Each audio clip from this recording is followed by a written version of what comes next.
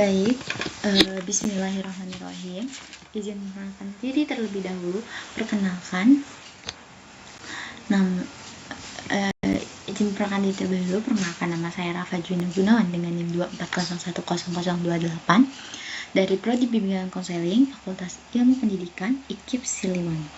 Nah, di sini saya izin mempresentasikan hasil jawaban UAS saya dari teori-teori bimbingan dan konseling.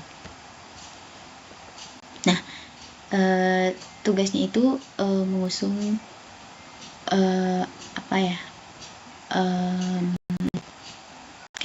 teori-teori yang telah dipelajari oleh kelas saya atau oleh saya. Sebentar.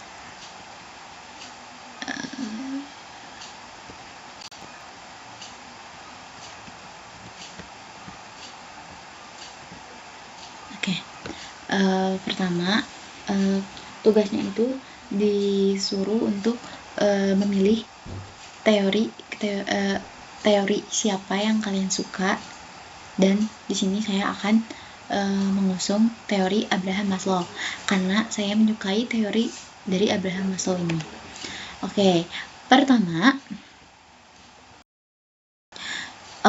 Pertama, kenapa saya suka Abraham Maslow ini?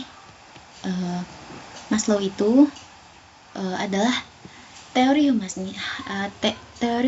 Abraham Maslow itu adalah sebuah pendekatan yang mengutamakan potensi positif dalam diri manusia dan kecenderungannya untuk berkembang menjadi individu yang baik, dan salah satu kontribusi besar Maslow adalah hierarki kebutuhan atau Maslow's Hierarchy of Need yang berfokus pada motivasi manusia dan bagaimana kebutuhan dasar perlu dipenuhi terlebih dahulu sebelum mencapai tingkat perkembangan yang lebih tinggi.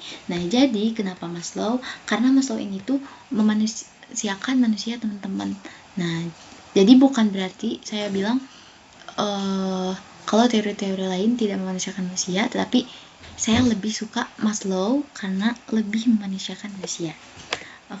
Yang kedua. Nah, ini tuh adalah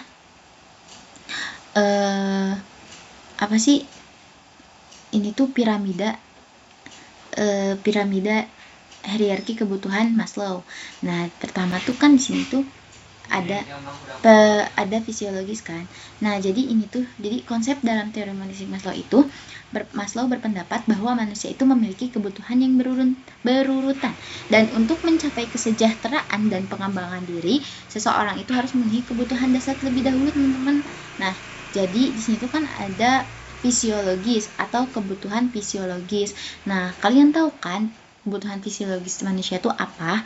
Seperti apa sih? Nah, seperti makan, minum, terus tuh tidur, terus udara, tempat tinggal.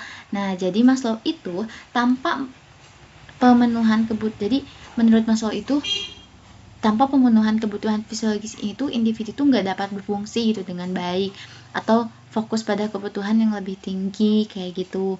Nah, dan yang kedua, kalau kebutuhan fisiologis kalian sudah terpenuhi, maka kalian akan naik tingkat ke mana? Ke rasa aman. Nah, rasa aman ini tuh adalah kebutuhan fisiologis manusia mencari rasa aman dan stabil. Kebutuhan ini tuh mencakup apa sih? Nah, kebutuhan itu mencakup keamanan, keteraturan, stabilitas. Nah, jadi rasa aman ini atau safety need ini didasari dengan menerima diri kita, sehingga kita bisa menerima lingkungan dengan nyaman dan aman. Nah, kalau kalian sudah ngerasa safety nih, kalian tuh bakal naik ke sosial. Nah, dimana kebutuhan sosial ini tuh adalah mencari hubungan sosial, rasa ingin diterima. Kebutuhan ini tuh meliputi afeksi, relasi, keluarga. Nah, jadi kebutuhan sehari itu seperti apa sih? Contohnya dalam kehidupan sehari-hari kita tuh kayak misalnya kayak pasangan. Nah, pasangan itu tuh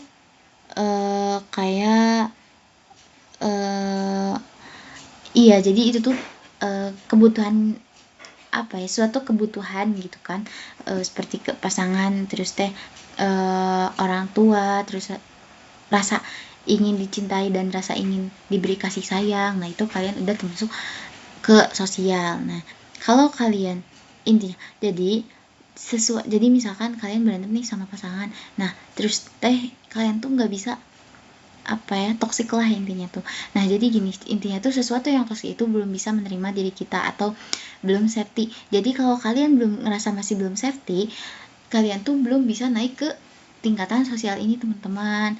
Nah, jadi terus kalau kalian juga belum bisa belum bisa mencapai tingkat sosial ini, kalian gak bisa naik ke tingkat selanjutnya, yaitu tingkat selanjutnya itu kan penghargaan atau extreme need.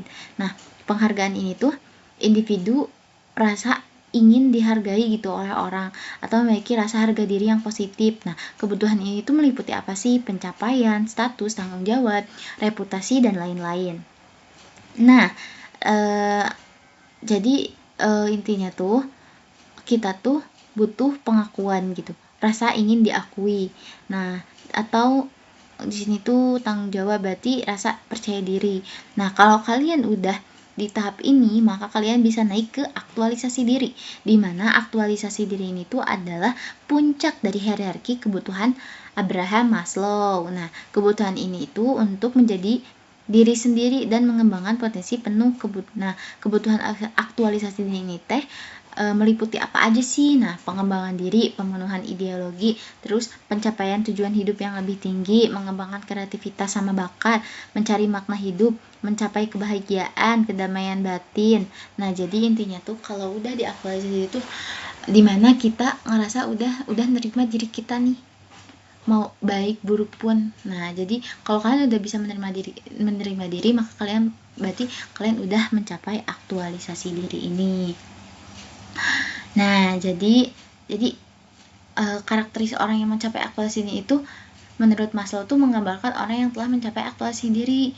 Nah, terus teori Maslow ini tuh berfokus pada kekuatan positif manusia dan kemampuan untuk berkembang menuju potensi penuh. Perbedaan dengan teori-teori lain itu, jadi teori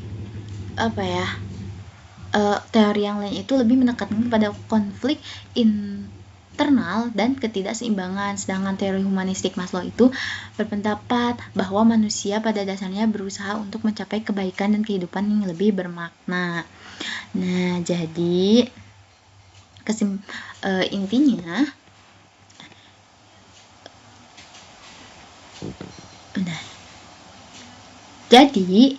intinya Maslow menekankan bahwa individu memiliki kebutuhan yang perlu dipenuhi secara bertahap, dan pencapaian aktualisasi diri ini adalah tujuan akhir dari perkembangan pribadi. Dalam teori Maslow, manusia itu dipandang sebagai makhluk yang pada dasarnya ingin berkembang, mencapai potensi penuh, dan hidup dengan penuh makna. Jadi kayak gitu teman-teman. Makasih ya udah merhatiin. Sekian, wassalamualaikum warahmatullahi wabarakatuh.